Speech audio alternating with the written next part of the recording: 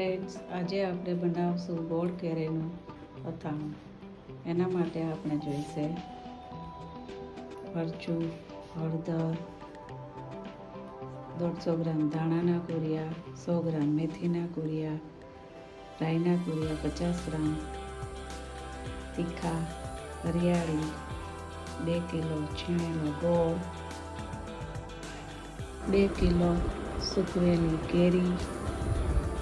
થોડુંક તેલ ગરમ કરશું.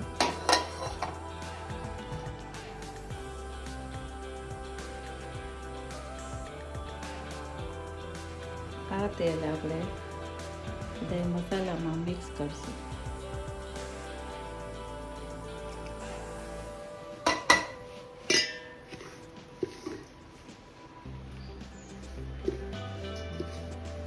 થોડીક વાર હલાવી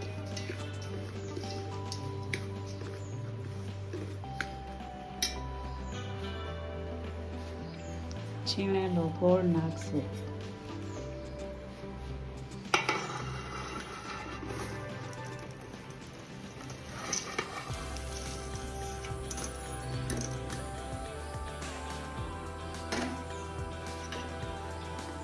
બધું સારી રીતે મિક્સ કરશું.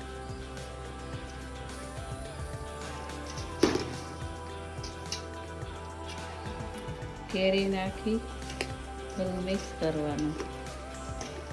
મિક્સ થઈ જાય પછી બાકી વધેલું તેલ નાખી 2-3 દિવસ આવી રીતે રહેવા દેશું.